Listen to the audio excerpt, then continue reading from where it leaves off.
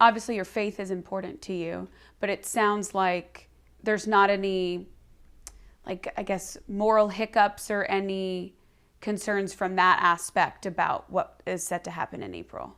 Yeah, not really. I mean, I have done a lot of reading in my Bible over the years, just really seeking out what I feel, God's telling me. And yeah, I've been at peace about it since the beginning because of that. God has definitely played a huge role in this for me, in my ability to forgive, and my ability to process and live through my own trauma, and come out a better person on the other side. I've been able to, over the years, work with other people who are grieving, and this has allowed me to be much more empathetic. One of my first kids, my first year as a school nurse, his father was killed tragically, and I didn't know, and he kept coming to the clinic, with like upset stomach and anxiety and issues like that. And I remember one day he was just so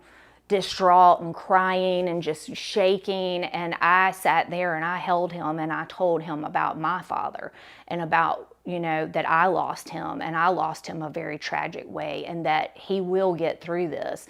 And so I feel like I've been able to use this very difficult, traumatic experience in my life to help others, and that's what I've wanted the outcome to be. I wanted to find the silver lining to this throughout my life, and I feel like I've been able to utilize that.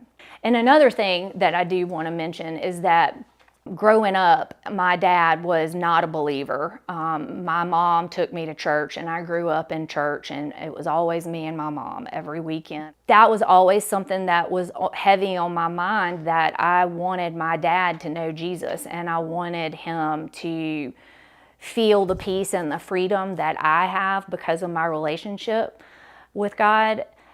The April before he died, he actually called me one day and asked me about my faith and how I believed so freely, and and we had a conversation which I'd never had with him like that.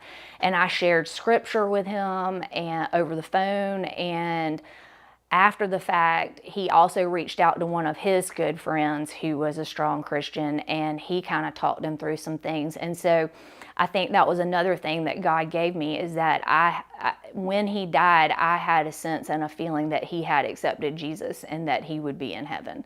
And that was a huge comfort for me too, because like literally 6 months, a year prior to that, I would have not been able to say that. And I would not have been able to have that peace in my heart about that. I have hope now that, I will see him again one day, and that makes me happy.